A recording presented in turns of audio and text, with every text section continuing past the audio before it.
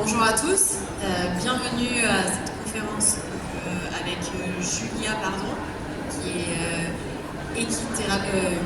fait de l'hypnose, qui a fondé l'Académie Hypnose, qui est préparatrice mentale et hypnothérapeute. Et Laura, qui est notre vétérinaire chez Cheval Énergie. Je vais en profiter juste pour vous dire un petit mot sur Cheval Énergie. Donc on est leader e-commerce dans la vente de produits de soins et compléments alimentaires pour les chevaux. Aujourd'hui, on est installé juste à 10 minutes d'ici, en Varese.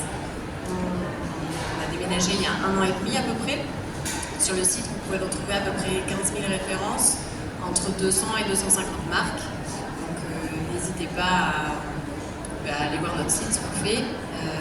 Notre vocation, c'est vraiment prendre soin du cheval et remettre le vétérinaire au cœur du bien-être de son animal. Donc, en la présence de Laura juste ici, on a plein de conférences aujourd'hui, on vous invite à venir écouter. Et maintenant, je laisse la parole donc, à Julia et à Laura. Et je vous retrouve tout à l'heure. Merci Anaïs. Avec plaisir. Eh bien, bonjour. On a des fans. Alors, on va vous parler surtout aujourd'hui du bien-être animal. Avec Laura qui est vétérinaire, on va pouvoir vous parler de ce que sont les pathologies chez nos chevaux liées au mental du cavalier. Parce que oui, quand on va pas bien, notre cheval, ça va généralement pas bien non plus. Donc on peut aussi aider nos chevaux en travaillant sur le mental. Ça va être le sujet de la conférence aujourd'hui pour améliorer leur bien-être et le nôtre avec, tant qu'à faire. Alors, ça marche. Voilà. Donc je me présente, moi je suis Julia Pardon, je suis la fondatrice de l'Académie Hypnose, qui est un centre de formation en préparation mentale. Avec ce petit outil en plus, l'hypnose, clairement dédiée au cavalier. Je suis une ancienne groom internationale, j'ai travaillé partout, avec beaucoup de nations différentes, plus beaucoup d'autres métiers à clé derrière. De ces expériences-là, je me suis évidemment rendu compte de ce que vous savez, c'est que le mental a un impact sur le cavalier. Et peu importe le niveau, qu'on soit amateur, qu'on veuille juste se faire plaisir, ou qu'on travaille sur des échéances lourdes comme celle de préparer les JO cette année, on travaille en préparation mentale.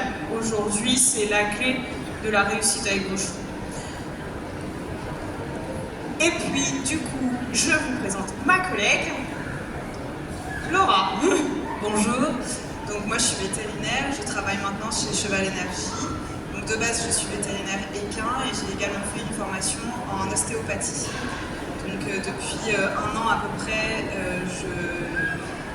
je fais du contenu sur Cheval Énergie, donc des podcasts, des vidéos, on vulgarise beaucoup toutes les informations scientifiques pour essayer de vous donner le maximum de clés pour prendre soin de vos chevaux.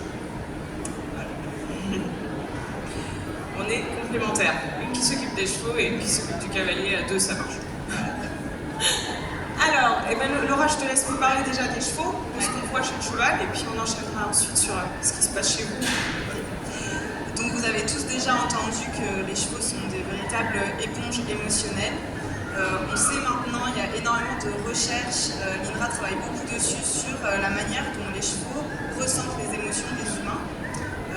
Ils peuvent voir nos émotions, ils peuvent les comprendre en les entendant, donc ça veut dire qu'ils vont être réceptifs à un visage en colère, un visage joyeux, et également à une intonation de voix, une intonation énervée ou une intonation joyeuse.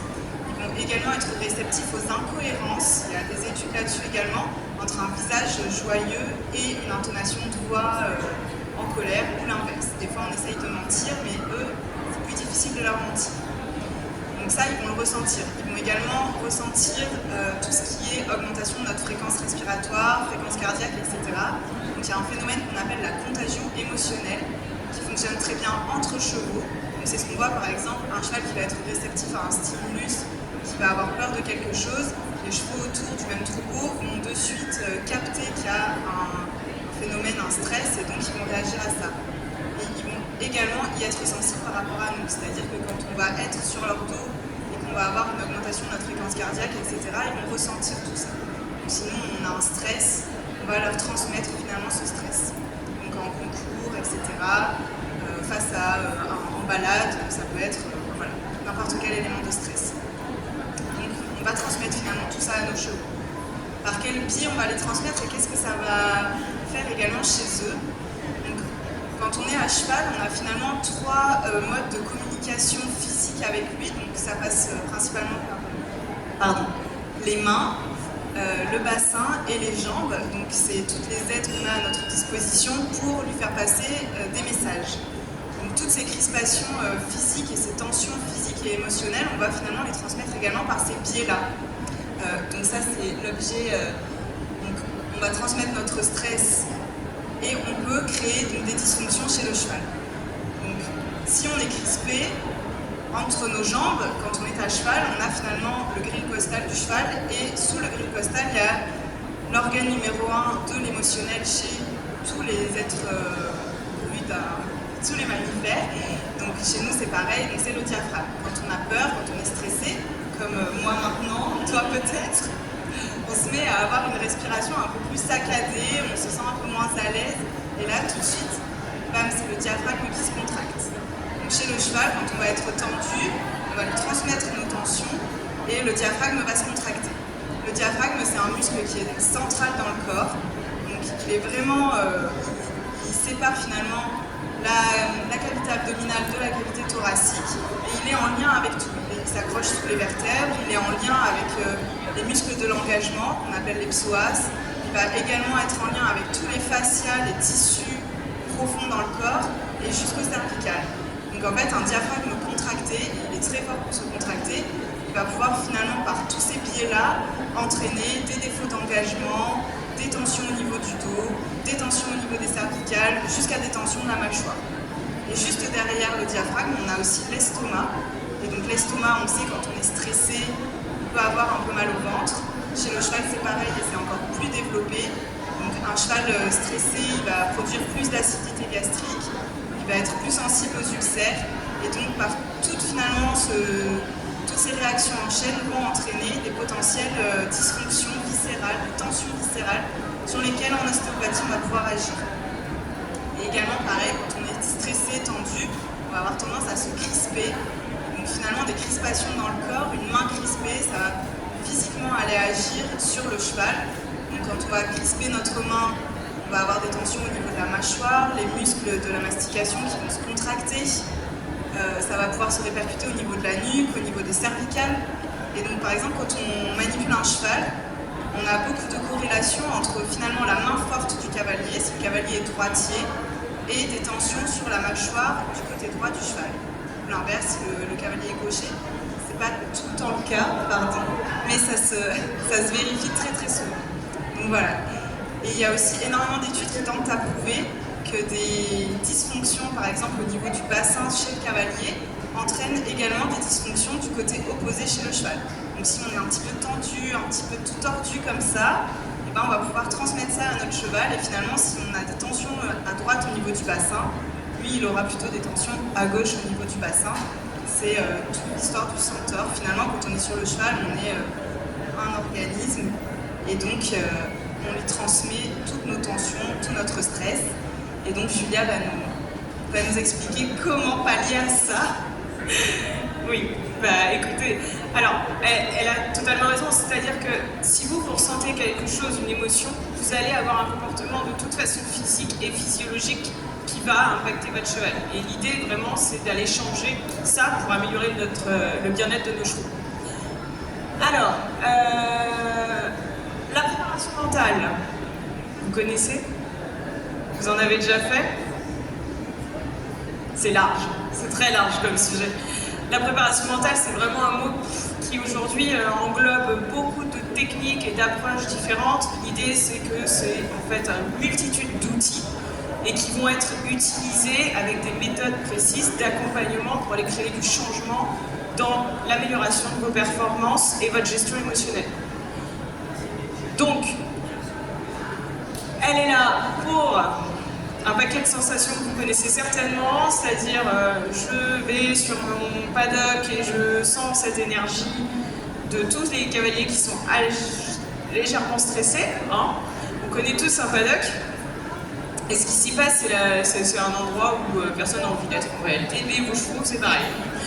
Donc si on pouvait imaginer dans un monde de détente et de relaxation un paddock où tous les cavaliers sont zen, on aurait des chevaux parfaitement zen, parce que c'est exactement la même chose quand vous êtes à la maison, en cours avec beaucoup d'autres cavaliers. C'est juste une histoire de valeur que vous allez donner à cet événement et à cet endroit-là qui va créer vos émotions. L'idée, c'est d'aller justement vous apprendre à gérer ça. C'est normal, on a tous des émotions.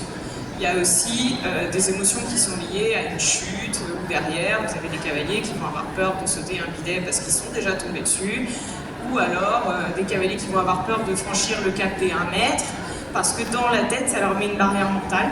Ben, l'idée, c'est justement de travailler là-dessus parce qu'en fait, c'est juste votre cerveau. Et ça se travaille bien.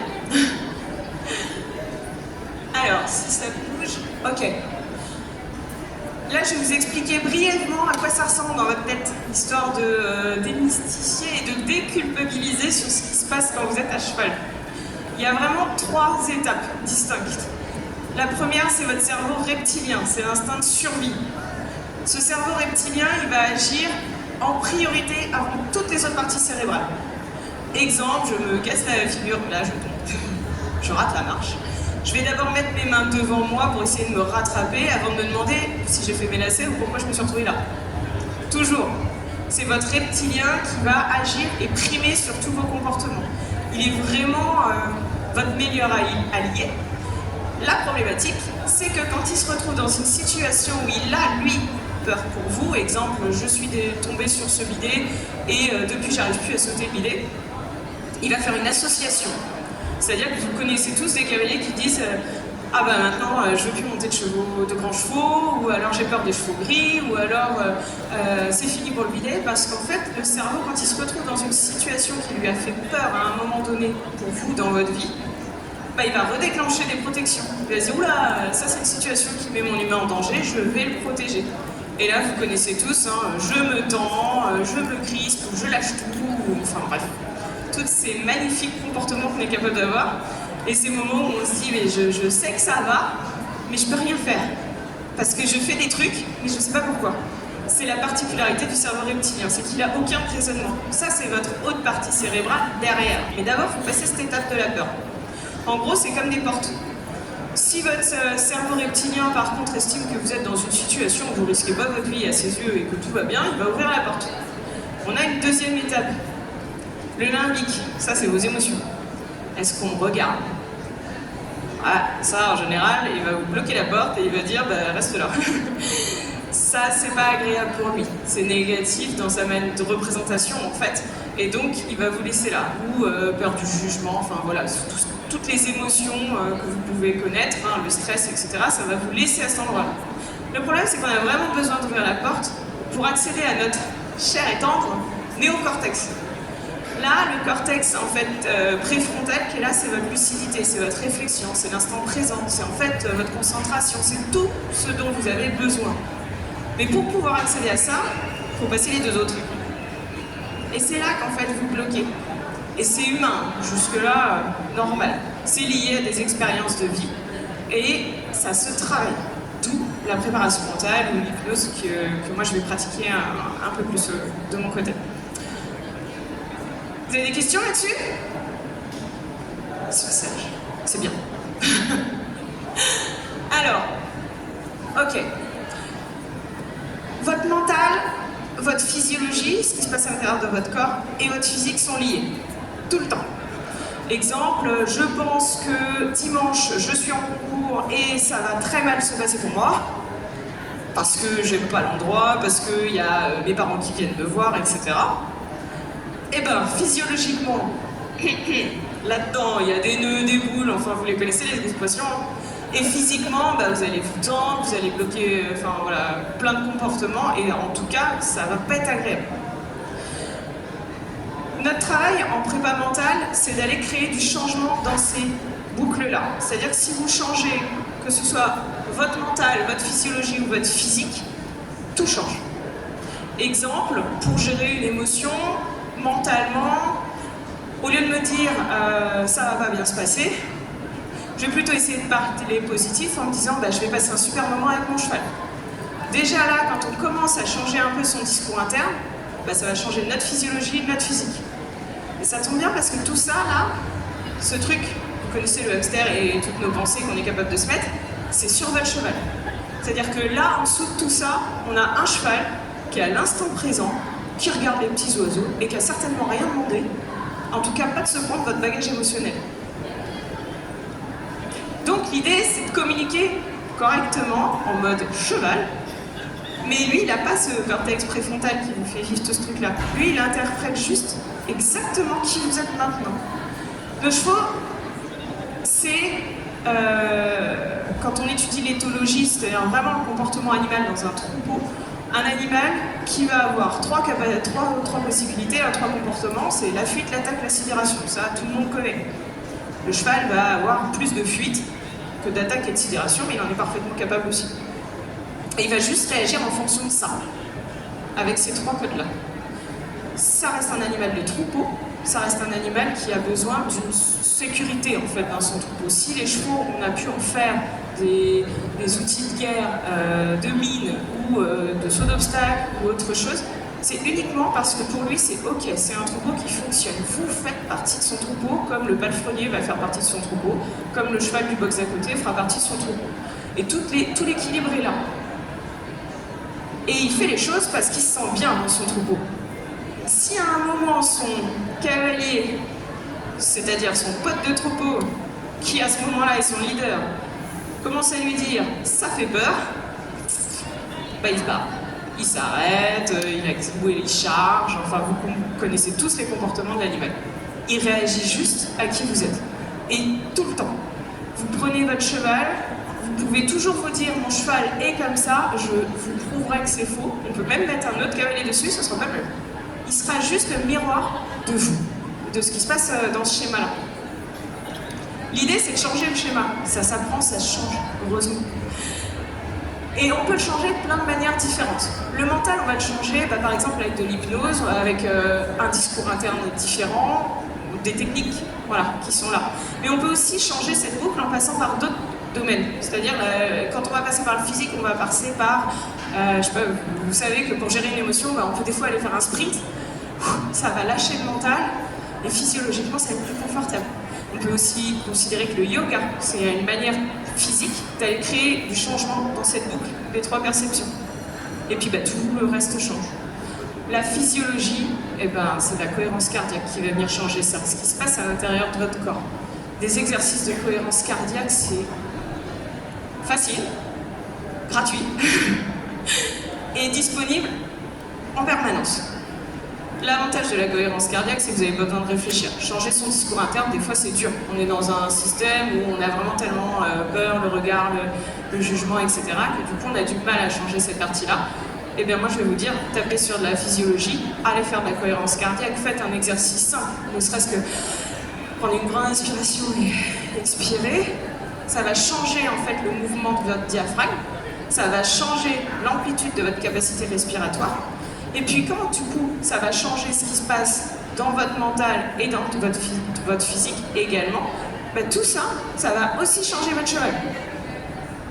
Si vous respirez, il respire. Si vous êtes tendu, il est tendu. C'est une histoire de potes. Des fois, je vous dirais même souvent, imaginez comment vous avez envie que votre cheval soit là, maintenant. Et imitez-le. Faites comme si. Plus on va imaginer être cette personne détendue, comme là, on pourrait même imaginer être à la plage et sentir le soleil sur notre peau et être bien au soleil, et on le vit. C'est-à-dire que votre cerveau, lui, croit tout ce que vous lui dites. Si vous lui dites ça va pas, ça ira pas. Si vous lui dites c'est super, c'est agréable, c'est cool, ça ira. Et le fait de le faire pour vous, vous le faites pour votre cheval. Mais souvent, moi, il y a une phrase que je dis tout le temps, prendre soin de soi, c'est prendre soin de son cheval. On ne peut pas passer à côté. Aujourd'hui, on le sait, le miroir, il est là. On n'est pas dans un sport, on est dans un sport totalement différent des autres. Je suis aussi préparateur mental dans les courses automobiles, je suis aussi dans la lutte, je suis aussi dans le golf, je suis aussi dans d'autres sports. Nous, on a un facteur animal. Et ça, ça dépend que de vous. Votre cheval, il est juste ce que vous êtes là maintenant. Donc souvent, posez-vous la question, ok, là, mon cheval, il est tendu, il est pas bien. mais moi comment je suis là. Et puis, on va lui laisser ses 10%, il a quand même le droit d'être un animal et d'avoir ses propres émotions. Imaginez un paddock où il y a un autre cheval qui vient lui rentrer dedans, ça lui fait peur, vous allez bien, mais en soi votre cheval il a peur. Faites un exercice de respiration, vous allez de toute façon le faire pour lui si vous ne le faites pas pour vous. Moi c'est ce que je dis au cavalier, arrêtez-vous dans un coin, prenez le temps de respirer, il va se caler sur vous parce qu'il est juste votre miroir, ça va le rassurer. Et puis hop, c'est passé. Pourquoi? Parce qu'une émotion, c'est censé être aussi éphémère que... Vous savez ce truc quand on croise quelqu'un derrière la porte et on sursaute là? Normalement, ça fait ça. Sauf si on se concentre dessus et qu'on lui donne de la place, de l'importance, etc. Donc cohérence cardiaque, des exercices de respiration, ça, on peut vous en donner, on en a une tonne. Mais l'idée, c'est déjà de créer un changement. Donc déjà, ne serait-ce que prendre une grande inspiration, souffler fort. Déjà là, vous allez commencer à créer un changement. Ah. Et donc, pour le changement, il y a une nouvelle, entre guillemets, nouvelle, pas si nouveau que ça, mais qu'on met dans la préparation mentale depuis peu. Technique, c'est l'hypnose. Alors, qui a déjà fait de l'hypnose ici? Bien! Ah bah là, vous êtes des champions, hein, c'est la première fois que j'en vois autant. Pour ceux qui ne connaissent pas, je vais vous expliquer brièvement l'hypnose. C'est un état modifié de conscience, on dira. En gros, c'est un truc que vous faites déjà tous les jours. Ces moments où on a l'impression d'être là et pas là. Comme là, vous me regardez, puis des fois vous pensez à autre chose, vous déconnectez de ce qu'on est en train de faire. Comme pour l'exemple qu'on va utiliser le plus, ceux qui conduisent le volant, où des fois on se dit « Waouh, je suis déjà arrivé, j'étais pas concentré, est-ce que vraiment j'aurais freiné s'il y avait eu quelqu'un ?» Ça fait un peu cette sensation. Alors pour les plus jeunes, c'est en classe à côté du radiateur. Ça, on a tous vécu ce truc où on pense à notre moment à cheval, où on déconnecte et la prof nous appelle. Alors on a notre prénom, on n'a peut-être pas la réponse à la question. Mais il y a cette rupture cérébrale qui vient nous ramener un peu vraiment sur ici et maintenant. En gros, c'est cet état où on a l'impression d'être là et pas là. Les deux sont au même niveau. Parce que vous avez les yeux ouverts quand vous roulez, hein, vous êtes toujours concentré sur ce que vous faites. Mais en même temps, on accède à l'inconscient et là, le cerveau, eh bien, c'est une mine d'or. Considérez que quand vous avez une émotion inconfortable, c'est parce qu'il essaie juste de vous protéger, avec les moyens du bord. Notre boulot à nous en hypnose, c'est de lui montrer, un peu comme enlever les œillères, lui montrer qu'il y a d'autres manières de voir les choses. Et votre cerveau, il aime qu'une chose, c'est prendre soin de vous. C'est vraiment ce reptilien, toujours le premier, mais qui va adorer les solutions. Et notre travail en hypnose, ça ressemblerait à écouter une histoire de votre part. C'est aussi simple que ça. Pour nous les praticiens, ça va être évidemment un peu plus technique. Mais ça va lui donner en fait ces nouvelles possibilités et ce changement. Et comme il adore ça, il prend. L'hypnose, 100% des personnes sont réceptives à l'hypnose. Pourquoi? Parce qu'écouter une histoire, vous le faites tous. On l'a tous déjà fait. Et raconter une histoire à un enfant le soir, c'est clairement de l'hypnose. Vous connaissez ces histoires avec les Fables de La Fontaine, les Disney. Il y a toujours ce suspense, donc c'est ce moment émotionnel un peu fort. Et derrière, la solution. Les valeurs. Une morale en fait à l'histoire. Et ça a un but, c'est créer des nouvelles approches, des nouvelles manières de voir le monde pour la personne à qui vous êtes en train de raconter l'histoire. C'est exactement ça l'hypnose. D'accord? J'ai répondu à ceux qui ne savaient pas. Il y a aussi l'hypnose de spectacle. Alors je fais ça aussi. Hein. Le mesmer, toutes ces choses qu'on peut voir à la télé, je fais. Et si vous voulez tester tout ça, vous pouvez venir au stand 21,05, là-bas on pourra s'amuser. Je m'amuse un peu dans les couloirs. Ça, l'hypnose de spectacle, en gros, en amont, on fait des tests de réceptivité, ce que vous ne voyez pas forcément à la télé, qui vont nous permettre de savoir qui est le plus réceptif à l'hypnose, qui va le plus vite dans cette sensation de transe.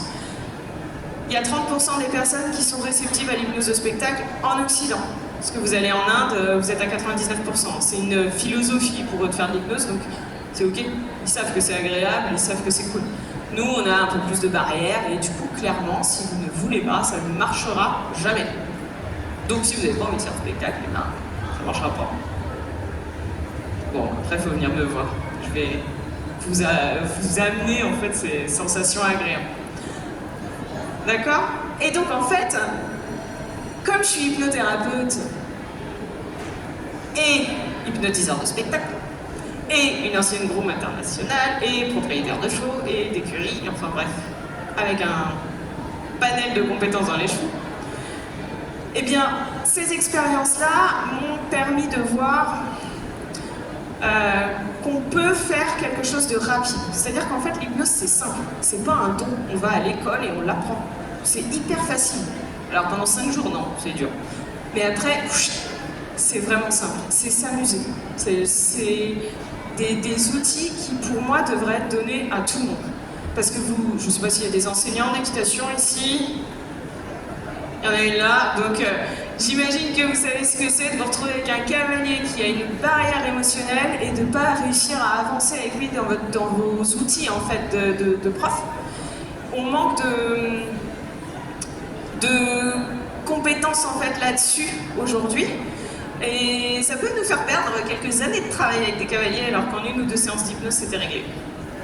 L'idée, elle est là, c'est de donner ces outils, en fait. Alors, c'est pour ça que j'avais créé l'équipnose, c'est cette méthode que j'ai créée, pour que tous les profs et finalement accompagnants dans le monde du cheval puissent gérer les émotions de leur cavalier. C'est-à-dire que quand vous vous retrouvez dans un cours avec un cavalier qui est tétanisé, qui a peur et que vous ne savez pas quoi faire et que vous le laissez là, bah, c'est pas cool, quoi. C'est pas pour ça que vous avez envie qu'il monte à cheval, c'est pas pour ça qu'il est là, d'ailleurs.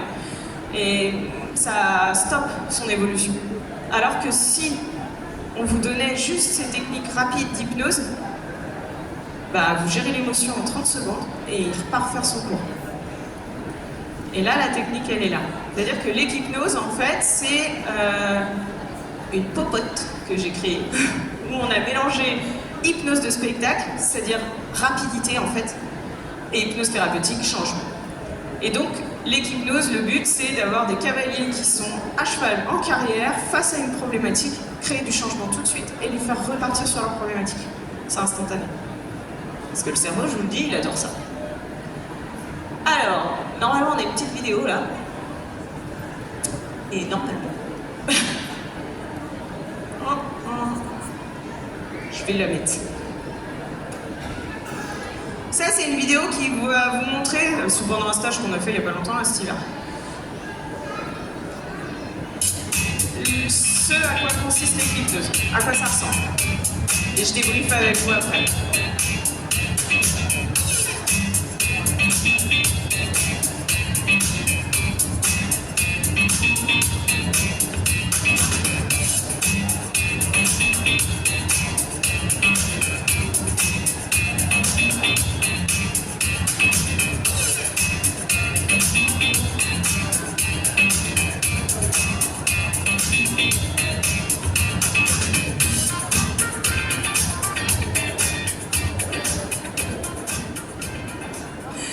Alors, je vous la remontrerai parce qu'il y a un petit truc que j'aime bien et qu'on n'a pas tout de suite distingué forcément pour tout le monde. Pour vous faire simple, cette cavalière, son objectif, c'était enchaîner un parcours de manière fluide et constante. Autant vous dire qu'elle tirait, elle poussait, elle tirait, elle poussait, la cadence du cheval, c'est une catastrophe. Donc, l'idée, c'est de calibrer. Elle fait son parcours, c'est pas cool. Donc, on va l'arrêter et on va faire de l'équipnose. L'équipnose, c'est ça, 38 secondes. 38 secondes où en fait, je vais l'hypnotiser. Alors, à cheval, selon le cheval, alors on n'est pas... faites gaffe à votre sécurité quand même. On peut descendre et remonter aussi, ça marche. L'idée, c'est... Elle fait de l'hypnose, entre guillemets, elle dort, entre guillemets, parce que je vous rappelle que en fait, vous savez ce qui se passe autour de vous en même temps, que vous êtes concentré sur ma voix en train de créer du changement. Vous allez voir quand on va recommencer la vidéo, quand elle lâche, donc au départ, elle va travailler sur son émotion, le cheval reste droit. Au moment où dans sa tête, elle est en train de créer du changement et de faire du positif, regardez bien, le cheval mastique. Et il souffle. Derrière, elle ouvre les yeux, elle est contente et je vous raconte pas le parcours qu'elle a fait, c'était top. Ok? L'avantage, c'est que votre cerveau, quand il a une solution, c'est définitif. C'est intégré, installé, et ça, il garde. Et ça, c'est génial. Parce que j'ai beau le vivre à chaque fois, et à chaque fois, je reste épatée. Je vous la remontre pour voir le cheval. Observez bien ce cheval.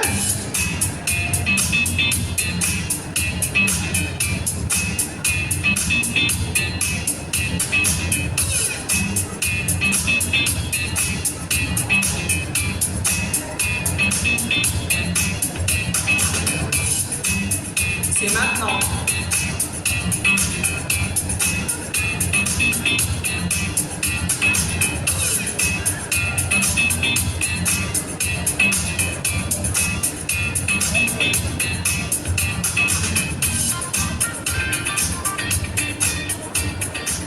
Et puis ce sourire derrière, ça n'a pas de prix. Moi, à chaque fois que je vois le cheval qui mastique ou qui se relâche, je vais pas vous mentir, hein, si j'ai créé tout ça, c'est juste pour prendre soin des chevaux. Alors après, tant mieux si ça prend soin de l'humain. Mais si on est là et qu'on aime autant ça, c'est vraiment parce que on a envie de prendre soin d'eux, on a envie de leur bien-être et on a des solutions aujourd'hui pour ça. Donc à chaque fois, j'ai la petite émotion parce que malgré tout, c'est trop bien. Ensuite, voilà, prépa mentale. Lui, c'est Sacha Tosetto, c'est un cavalier avec qui j'ai travaillé, qui a gagné la Coupe du Monde hors-sport. C'était pas l'objectif. L'objectif, c'est d'être sélectionné en équipe de France. Bon, du coup, il a gagné en équipe de France, il a gagné la Coupe du Monde, il y est toujours, et ça cartonne. La prépa mentale, c'est un travail. Ça, je vais pas vous dire que c'est un truc en 2 secondes où on se lève le matin et hop, une baguette magique. Non. La prépa mentale, c'est réellement un travail. Donc, je vous invite à vous renseigner, regarder un peu ce qui peut se faire, déjà. On a plein d'outils différents dans la prépa mentale. Il y a les trucs qu'on connaît, la visualisation, des routines, et puis il y a aussi savoir monter un programme, se concentrer sur des objectifs, faire de la méditation, de la sophro, de l'hypnose, plein d'outils différents. Et ça, quand on rentre dans un programme de prépa mentale, on va considérer que ça dure 2 à 4 mois au début, où vous allez avoir du boulot. C'est un investissement, mais je vous rappelle que vous êtes capable de le faire pour vos chevaux, vous êtes autant sportif que vous devez faire la même chose. Si vous voulez du résultat, après, et bravo. Mais quand on va rentrer dans le sport, on va vraiment aller travailler en profondeur, et le but, c'est de vous rendre autonome. C'est-à-dire qu'on va vous proposer une palette d'outils, vous allez tous les tester, vous allez les travailler, etc. Et à la fin, moi je vous vois, mieux je me porte. Sacha, il a travaillé 4 mois à fond, et ensuite on a espacé. Et là, il a tous les ans, une fois dans l'année, il m'envoie un petit message parce qu'il sait que ne serait-ce savoir que j'existe, ça le rassure, ça lui remet toutes ses cases dans le bon ordre. Et à chaque fois, ça le rebooste et il refait une saison extraordinaire. Parce qu'il a gardé, en fait, il continue de faire plein de choses, mais il a fait le tri dans toute la tambouille qu'on a fait.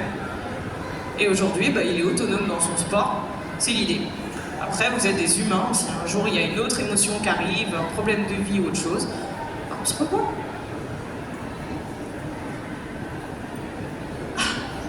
Ok. Bon, le problème, c'est que ça marche.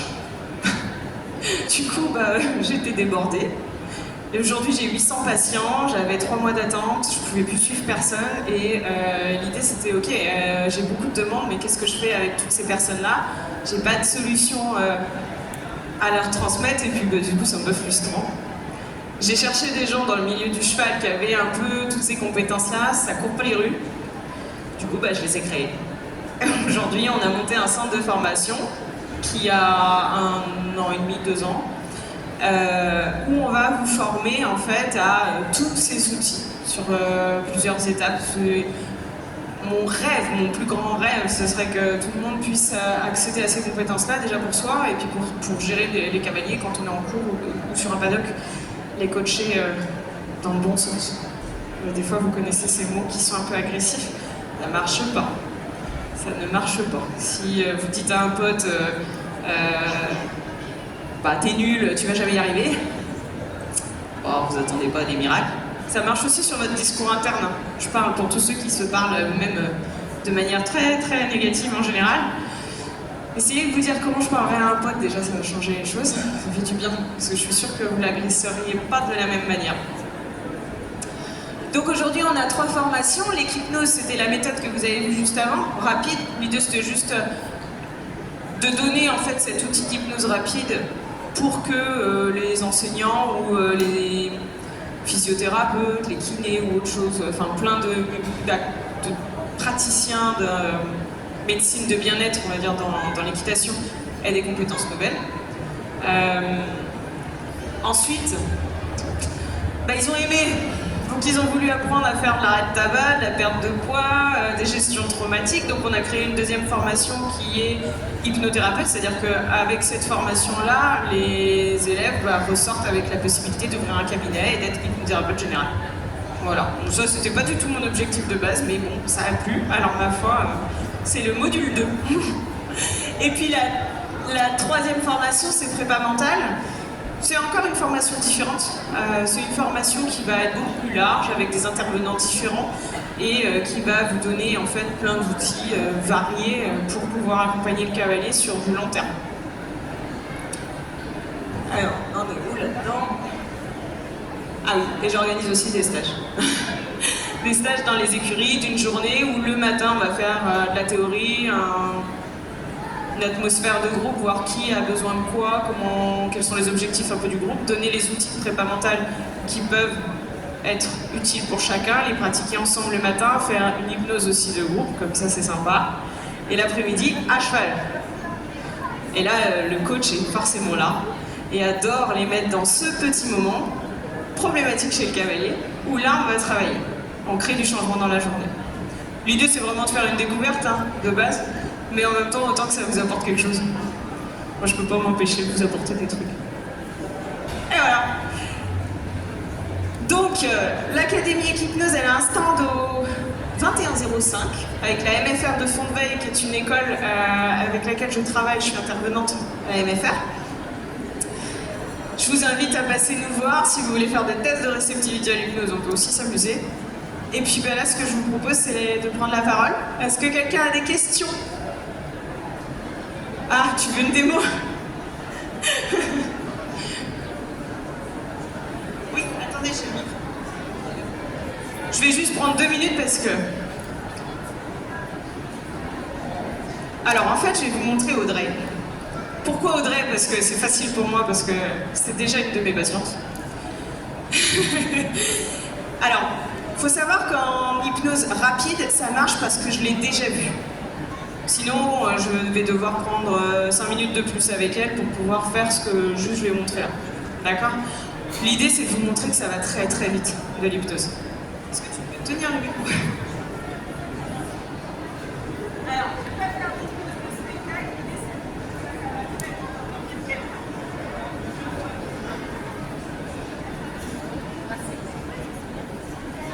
Donc là, Audrey est consciente de tout ce qui se passe, mais elle est en état d'hypnose profond. C'est-à-dire qu'Audrey est très réceptive à l'hypnose de spectacle, encore plus que... On va dire qu'il y a ces 30% de personnes chez qui ça va beaucoup plus vite, et je pourrais lui demander de faire beaucoup de choses, sauf ce qu'elle ne veut pas faire. Exemple, si je lui demande d'aller tuer le voisin, elle va pas le faire.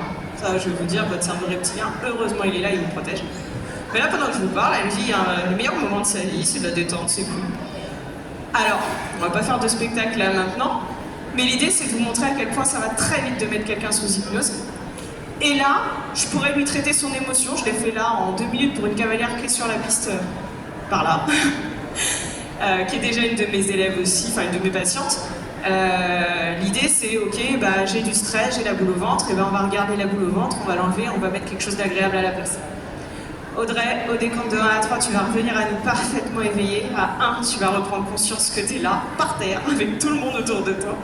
Prendre une très grande inspiration à 2, qui redynamise la totalité de ton corps et ton esprit. Et à 3, tu peux rouvrir les yeux, revenir parfaitement à nous, ici et maintenant. Allez, applaudissez-la.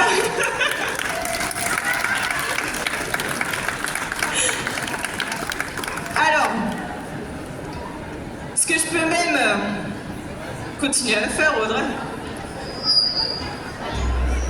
Tu viens par là parce que le micro il aime pas trop. Oui, oui, je sais. C'est juste leur dire ce que toi t'as ressenti en fait. Alors, oui, c'est très bizarre parce que on se sent partir complètement. On est conscient de tout ce qui se passe, mais on peut rien faire. C'est notre corps qui agit pour nous. Donc on est là, vous entendez, j'étais là quand est-ce qu'elle va me réveiller, parce que c'était un peu chiant, mais j'arrivais à rien faire. Et je pense que c'est notre subconscient en fait, qui nous dirige. Et moi, j'ai été ambassadrice pour Julia la première année du coup, quand elle s'est lancée. Et elle m'a énormément aidée sur tous mes parcours que j'ai pu faire, pour enlever tout le stress, la pression extérieure, des regards des autres, tout ça. Et en fait, on rentre en piste et on est complètement comme à la maison où on a zéro pression. Et c'est vraiment un plus, c'est un confort en fait. On l'a, donc moi ça m'a permis de beaucoup évoluer en tout cas et de passer certains caps où j'avais du mal. Et je me rendais compte que c'était uniquement parce que je faisais des blocages émotionnels, le stress, le regard des autres. Voilà. Donc je l'ai utilisé et ça m'a permis de bien me débloquer et d'avancer. Voilà. Et après, Julia elle soigne aussi tout ce qui est les pertes de poids, l'arrêt de tabac, tout ça, et ça fonctionne aussi très bien. Oui, c'est vrai que t'as arrêté de fumer, toi. Non, mais on n'a pas vraiment fait ça. Ah, on n'a pas fait ça. On a fait quoi? Oh, on a fait plein de trucs. Ouais. Parce que forcément, quand vous travaillez sur un cavalier, faut pas se leurrer, hein, c'est votre vie de tous les jours sur laquelle on va travailler aussi. Hein. Vous êtes des humains, vous avez un parcours de vie, vous avez aussi vos problématiques, mais ça, on a tendance à ramener à nos chevaux et ça a un impact. Donc souvent, vous venez parce qu'il y a du stress à cheval, et puis en fait, c'est parce que dans votre vie de tous les jours, on vous a dit quand vous étiez enfant, t'y arriveras pas, t'es nul, tiens, nouveau truc à travailler. Voilà. Et en fait, quand on va débloquer ce genre de problématiques, ça va vachement mieux. C'est vrai. Merci Audrey. Oui.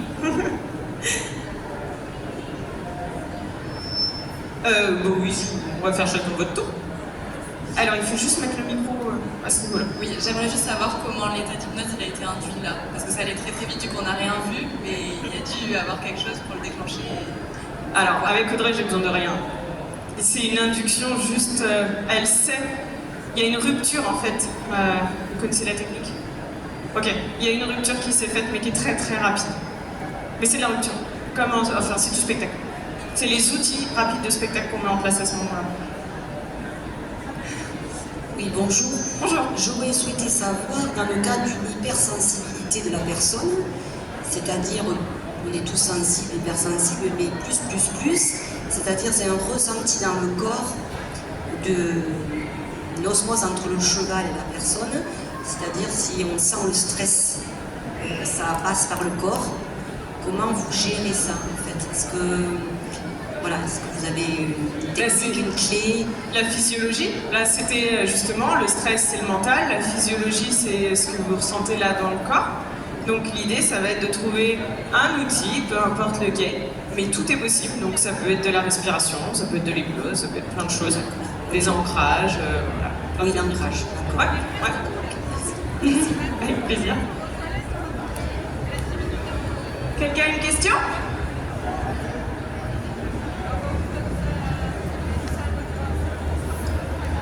Bonjour. Je voulais savoir ce que vous répondez à quelqu'un qui dit qu'il n'est pas réceptif à l'hypnose. Ouais, ça arrive. Que justement, alors, vous étiez là depuis... Ok. Alors, justement, ce qu'on disait, quand la personne pense ne pas être réceptive à l'hypnose, on va lui expliquer déjà que c'est un état naturel, que c'est un truc que vous faites toute la journée, c'est une sensation que vous êtes là et pas là, que tout le monde est réceptif, parce que écouter une histoire, tout le monde peut le faire. Ça consiste juste à ça pour votre cerveau. Votre cerveau, il est tout ce que vous avez envie qu'il soit. Vous pouvez en faire ce que vous voulez. Il croit tout. Il croit, si vous lui dites c'est génial, il va le croire. Et du coup, il va créer des comportements. Et je vais vous dire aussi qu'on opère sous hypnose. Donc, oui, tout le monde est réceptif à l'hypnose.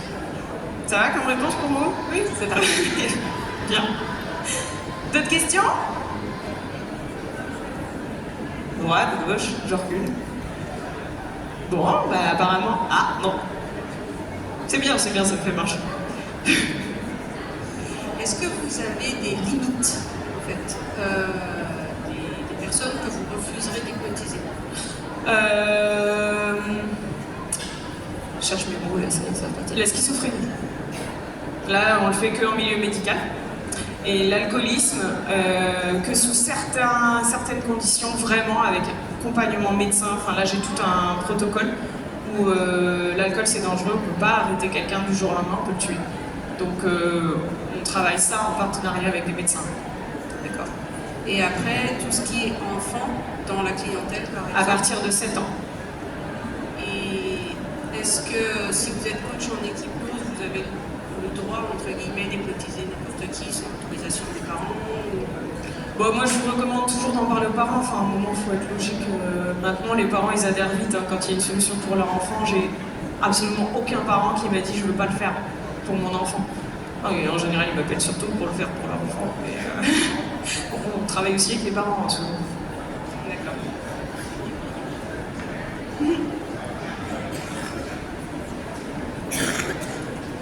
Est-ce qu'il existe un annuaire de praticiens en France ou un référencement? Alors, sur mon site internet, qui est le site Equipnose, qui est là, d'ailleurs, vous avez la partie équipe où vous avez un document à télécharger, où vous avez la liste des praticiens qu'on a formés à l'école. Voilà. Aujourd'hui, il n'y a que ça, hein, parce que la méthode, elle sort de ma petite tête. Donc l'idée, ça va être de la diffuser, bien sûr, mais comme je ne prends pas de nouveaux patients, évidemment, si vous voulez faire des séances individuelles, alors il y a quelques thérapeutes qui sont un peu sur le stand, là, aujourd'hui, demain. Mais sinon, vous les trouvez sur ce site internet. Tout le monde travaille en visio. On n'a pas besoin de toucher quelqu'un pour faire l'hypnose. Écouter une histoire, ça se fait en regardant un film. Vous avez aussi des émotions, c'est pareil. Donc voilà, vous pouvez tous accéder à ça. Et puis je reste dispo si vous avez des questions. Je les connais tous. D'autres questions?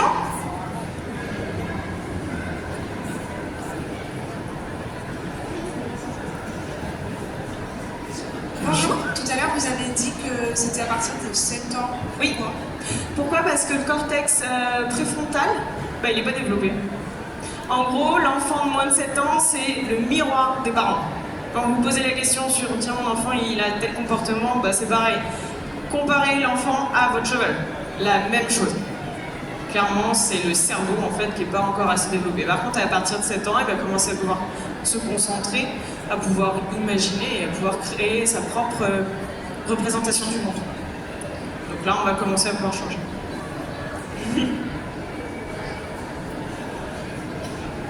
Bonjour. Comment on sait vraiment qu'on est en hypnose? Parce que moi j'ai eu des séances faites par un médecin. Ouais. J'ai jamais eu l'impression que j'étais en hypnose. Il partait et puis moi je savais pas quoi faire, j'attendais. Donc comment on sait vraiment qu'on est? Ouais. Ça c'est un truc que j'ai souvent. Souvent on me dit ouais j'ai déjà fait l'hypnose mais ça n'a pas marché. Et alors il y a un truc que je retrouve à chaque fois. On vous a déjà même pas expliqué ce que c'était. Ce que vous alliez ressentir et à quoi ça ressemble quand on est dans la séance. Et déjà, quand on ne sait pas où on va imaginer. Et qui dit j'imagine, dit j'ai tort. Hein. Jusque-là, sinon, si on savait prévoir les choses, on jouerait tous au loto. Et on gagnerait surtout. Et en fait, c'est souvent, clairement tout le temps, des gens à qui on n'a pas pris le temps d'expliquer vraiment ce qu'ils allaient ressentir, à quoi ça ressemble. Parce qu'on s'attend à une anesthésie générale. Mais Audrey, là, elle était consciente malgré tout de ce qui se passait. En gros, dans le cerveau, ça fait un peu un effet de vague quand on est sous hypnose. Des fois, on se dit « Wow, qu'est-ce qu'elle raconte? Ça veut rien dire, je suis pas concentrée, je pense à autre chose. » Ça, c'est votre partie consciente. Et puis, il y a des moments où vous êtes plus dans l'histoire, à avoir des images, des sensations, des émotions. Ça, c'est la partie inconsciente. Mais c'est comme quand vous regardez un film. On peut suivre le film, être à fond dedans. Si le petit chien il meurt, on sait que c'est un acteur, et ben on va pleurer quand même. Ça, c'est notre cerveau. C'est pour ça qu'on fait de l'hypnose d'ailleurs. Et tout en étant parfaitement les yeux ouverts, parler aux voisins et avoir une bouteille d'eau, et on suit aussi le film. En fait, il y a votre partie consciente qui va capter cette information plus ou moins 2 par seconde. Mais la partie consciente, elle va en capter 400 milliards. Donc, vous ne posez pas la question de savoir est-ce que ça marche, est-ce que ça marche pas, est-ce que j'ai fait bien, est-ce que j'ai pas fait bien. Votre cerveau, lui, il sait. Et il prend surtout en fonction de vous ce qui est bon à prendre pour vous. Alors évidemment, il y a des changements qui sont plus faciles à calibrer instantanément, comme l'arrêt de tabac. C'est clair. Il y a un avant-après. Après, travailler sur la confiance en soi, etc., ça peut... On va attendre 2-3 semaines, aller voir un peu à quoi ça ressemble dans la vie de tous les jours et les situations qui vous mettaient dans une sensation pas très cool. J'ai répondu? Ouais. D'autres questions?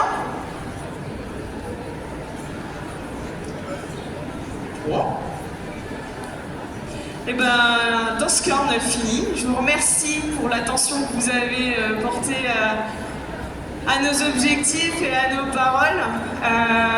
Et je vous rappelle un truc, c'est prendre soin de soi, c'est prendre soin de son cheval. Et si on est là ensemble, c'est vraiment parce que notre objectif, c'est ça. Et tant qu'à faire, autant vous aider dans la vie. Merci à tous. Merci.